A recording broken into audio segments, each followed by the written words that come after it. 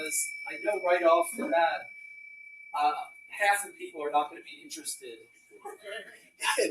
in whatever topic. And so I don't have expectations of pleasing everyone. And that's really wonderful. It takes the pressure off, and I can just go with my intuition, which is what happened here. This talk was inspired by the tragic flooding that you all know about here, and it reminded me of an old Hindu-based story that I wanted to share, and you'll see why. And it is a Hindu story, but to me, it's universal in the sense that it can really have value for anyone, no matter what background they're coming from, if you listen to it with an open heart and an open mind. So the story, there's only two characters in the story, I should say. It's Krishna and his devotee disciple Narda. And Krishna was supposedly someone who lived maybe about 1,000 years before Jesus, and give or take a few hundred years. And it really doesn't matter whether he was a real figure or not a real figure. It really doesn't matter to the story. But he was and is seen as a pure expression of God's love, of wisdom, of you don't even have to say love, you don't even have to say God. You could just say a pure expression of love, a pure expression of wisdom, a pure manifestation of selfless service in his life. And so he's honored as that, as are, and many of these beings, they'll call them avatars, they'll have different names for them in India. But many of these beings have come and gone at different times in history. Not all of them born in India. And Narda was a bit of an overachiever as a disciple, right? He was the known as the greatest disciple. He started very young with Krishna, learning from him, and his desire was to know the truth, and specifically to know the truth of his own being, like what his own true nature is, his true identity. That was what Narda valued most. You could say that was his heart's desire, to realize that, to know that for himself, whatever the truth was. And so he lived his whole life that way, and serving Krishna. So it was hard for him to relate to the world in some ways. So one day, Krishna and Narda, they're walking in a field. It's very hot, right? And he says to, Narda says to Krishna, what's the deal with the world here? Why is it people so easily forget? They so easily get distracted from what's most important to them, what they value the most, whatever they're seeking to know or understand or realize. Why do they so easily forget and get lost in the world? And so Krishna looked at him and he smiled and he said, that's an awesome question. He said, let's circle back to that in a little while, because I'm really thirsty and I would really appreciate if you could go take a hike to the next village, get me some water and bring it back here. And so Narda, being the devotee that he is, said, I would love to, do that. So he started on his hike, and he goes and he finds the closest village, and he knocks on the door of the first house that he sees. And a young woman opens the door, and she is gorgeous, right? She has long black hair down to here, the most beatific smile, perfect kila. She's got perfect kila. perfect, perfect, beautiful Elong. Am I saying that right? Right. And Narda takes one look at her, and he doesn't even remember to ask for the water. He starts stumbling. He starts talking about the weather. She invites him in. They're sitting on the couch, and minutes turn into hours. They're just lost in conversation. Before you know it, it's nighttime, and he meets the whole family, and they invite him to stay because it's getting dark. And you can imagine the rest. Days turn into weeks, weeks turn into months, and he has completely forgotten why he's there. And before you know it, he has asked the family for the daughter's hand in marriage, and then you turn around and he's got one child, two child. He's working in the fields. He's helping the family. And time goes by, and he experiences everything that we all experience: the joys of family, the not so joyful moments of family, the dramas of the village, the dramas with his children, everything that we experience, the struggles of having, of just eating and taking care of yourself. So he experiences everything, and years go by, and he's now middle aged, right? And one day it starts to rain, and it rains and rains, and it doesn't stop. And the floods come, and they're not prepared for it. And before you know it, the whole village is being swept away. And Narda gathers his wife and all his children, and they're clutching together in the water. They're holding together to protect each other, but the waters are too strong. And one by one, the children are swept away, and Narda is and his wife are,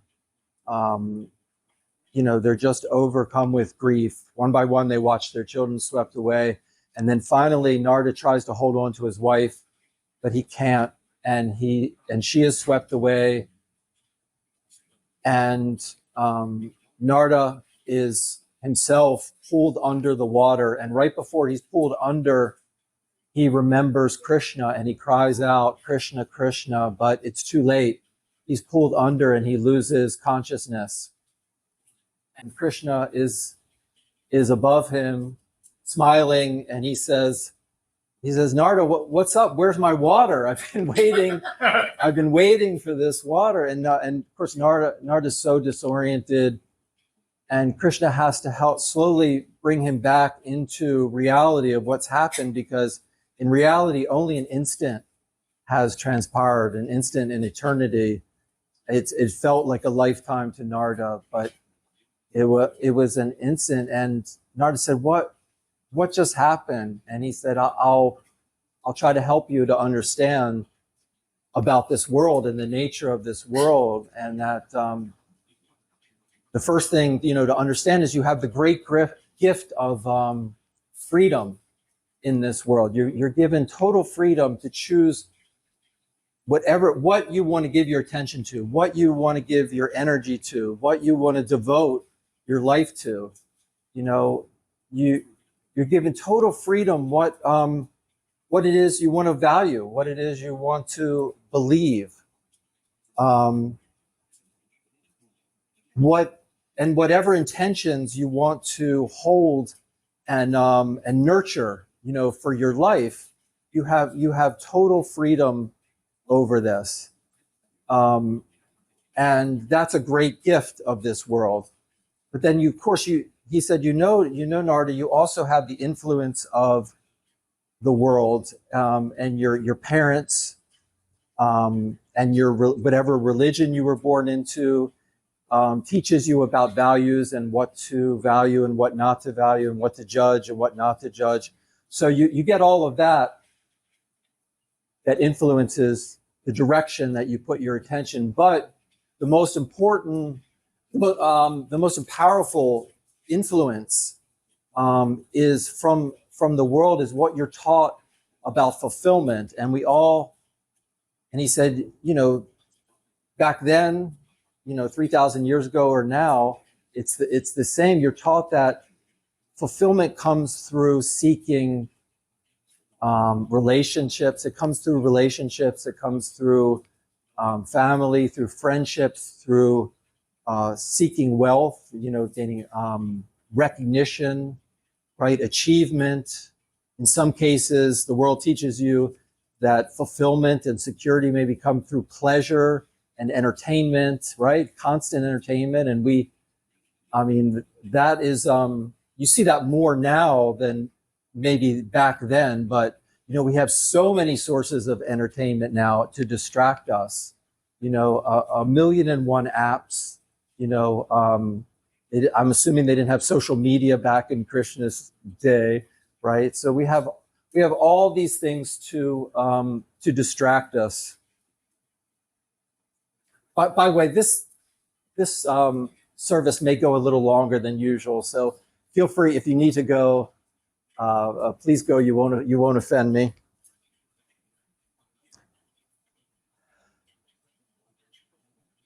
So we get to experience all of those things that I just mentioned, right? We get to pursue all those things in this life, and we then get to pursue.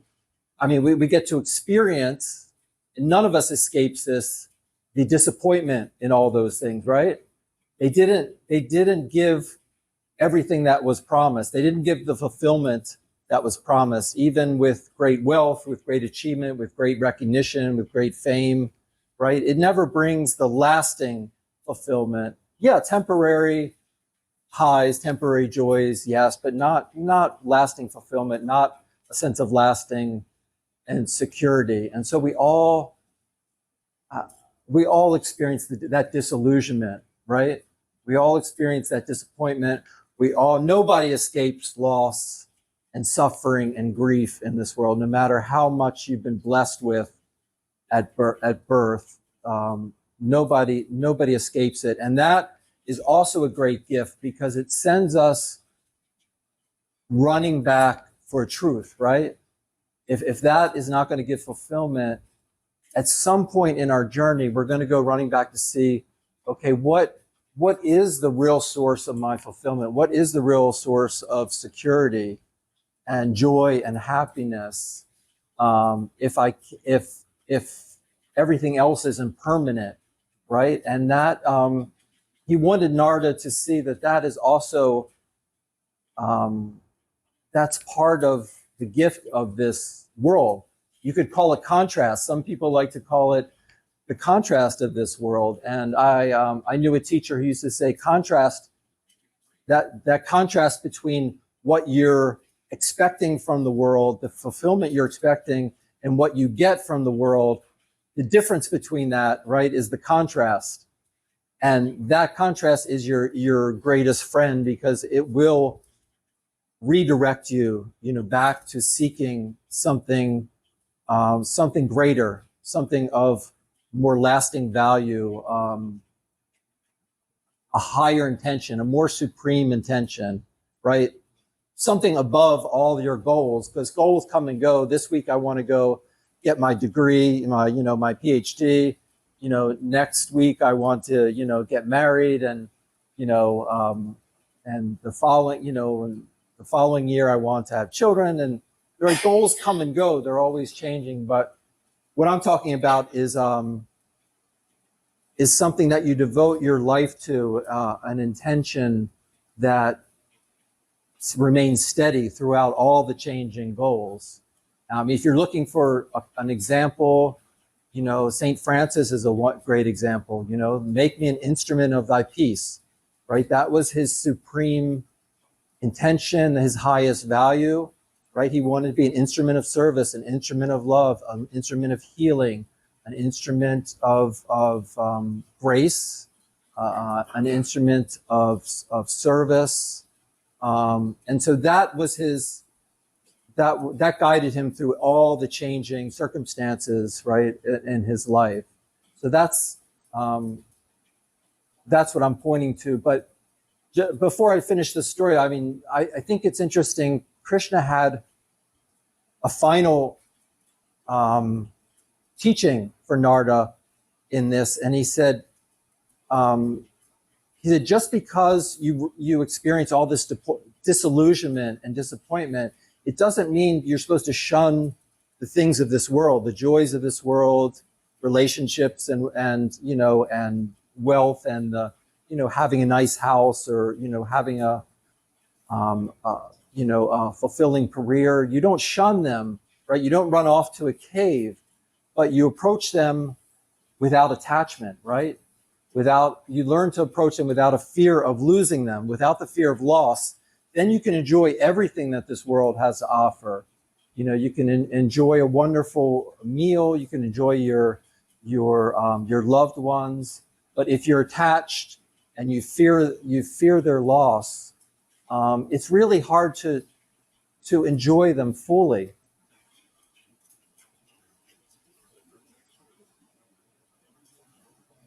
And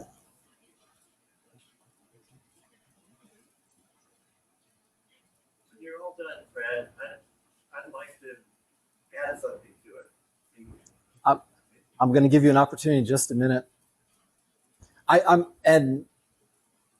So I wanted to end with that part of the teaching, because I think it's so important, because so many traditions, will point to this disillusionment, and they'll almost curse the world and curse all these wonderful gifts of the world. And that's an extreme way. That's not the real way, to approach, all the gifts we've been given.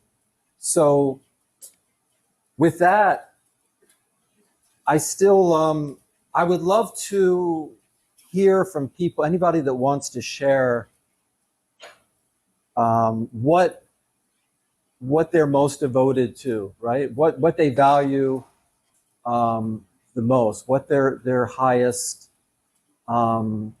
intention is for their life. Beyond, I mean, we agree, we all value family. We want to be the best husband, the best parent we can, right? The best we can be in our careers.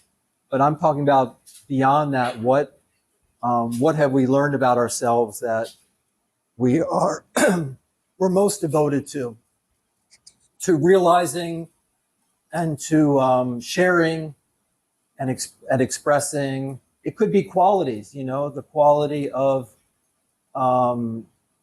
love, unconditional love, or the quality of cultivating more gratitude, more wisdom, whatever it is, whatever qualities you feel an energy about cultivating, and then turning around and sharing with your community and the world. So I just wanted to end with offering that opportunity. It's a chance to get, we know each other we're all friends, and we know each other on one level, but this is an opportunity to go on a deeper level, and, tell people what is really most important to you that they may not know about you. I'm not going to share, because over the last year, I've already shared many of those pieces that are most important to me. So you've already heard from me, but anybody that wants to share, we have some time. Yeah. For me, it's curiosity. It's curiosity. I was a teacher for a lot of years. I always encourage my children to be lifelong learners. And I realized that comes from a place in myself where I was always curious.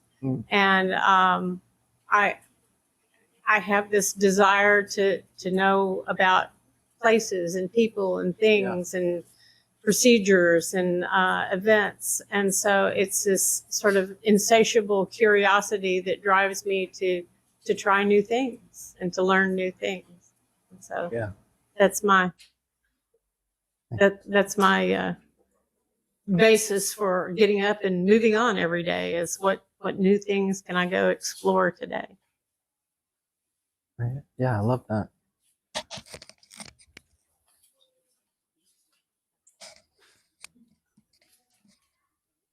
Anyone else? Calvin?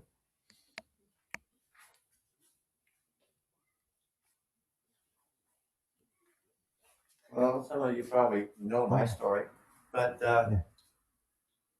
my mother died when I was 12, Hodgkin's disease. So I'm thinking, where are the doctors? Aren't they supposed to make you well? Where is God?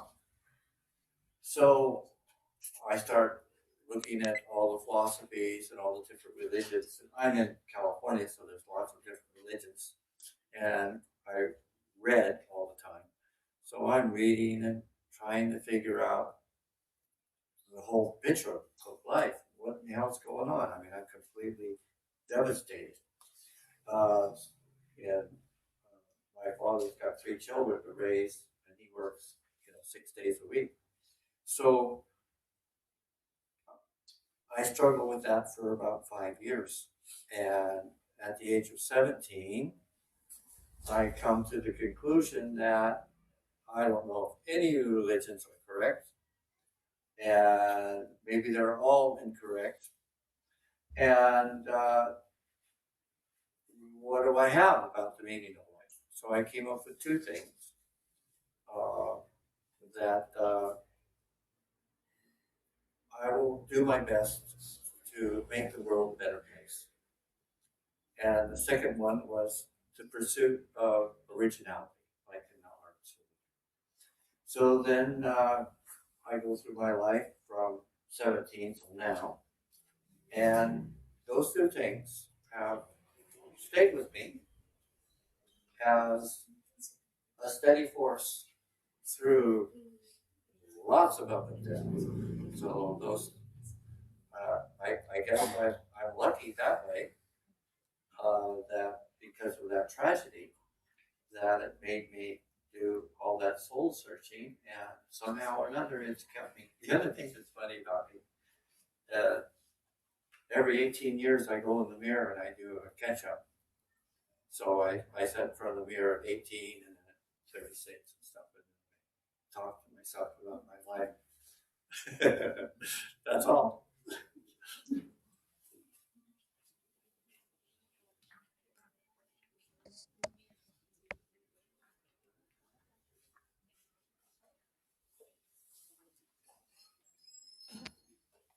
Anybody else?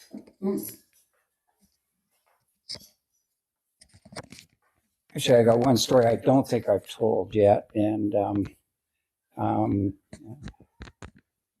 I think the great part of life is the mysticism when something happens that changes your life. And one of the big events in my life was when I was in high school. I had become an atheist scientist, and for some reason, toward the end of high school, I went into a really severe depression, and there was no reason for it. And I knew I was going to get into medical school. I just knew it. And I was doing well enough, and my life was just fell apart. So I said, okay, I'm an atheist. I don't think there's anything there. So I said, show me you're there. I want an answer to why I'm depressed. The strange thing is I actually did get the answer, which pissed me off because I wanted to be an atheist.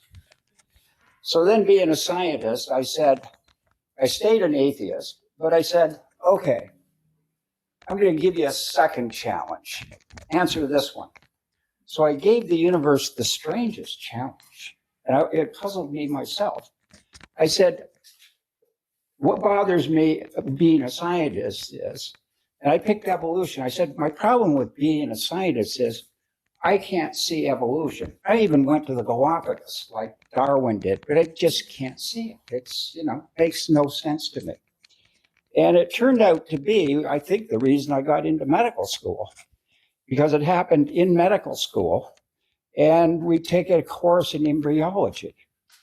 And so we're seeing the human being develop from 1 cell, 2 cells, 4 cells, 16 cells, 18 cells. And then at 4 weeks, and I have the skill to see how an embryo develops. And at 4 weeks, the title is fish or fowl, because with a microscope, you can't tell a fish embryo from a human embryo. In other words, I'm looking at a human embryo and I see a gill. And I was really excited. And I said, wow, I got to see evolution. And that was the second answer. So anyway, I gave the university. The interesting thing is, so now I've given it 2 challenges, right? Does that change me?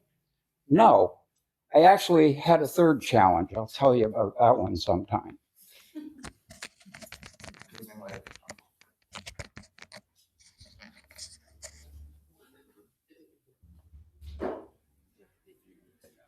You know, there's another option too. You could also, if you wanted to share what distracts you the most, what makes you most forgetful of what's most important.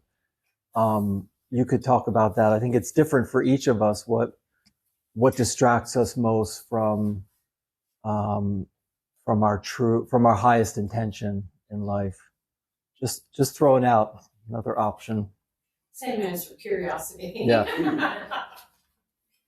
I'm laughing because my wife always teases me about how curious I am about everyone and everything, and I think it's a great quality to have. Yeah. But it can lead you down some paths that distract you from where you should be going. Right. Yeah, I think the universe is always giving you signs. Sometimes you see them and sometimes you don't. If you're not seeing the signs, then you're missing out. So every now and then in my life, I ignore the signs the universe is giving me. Yeah. It's easy to see in hindsight, isn't it? Yeah. Anyone else? All right. Thank you all. Thank you for Thanks. having me. All right.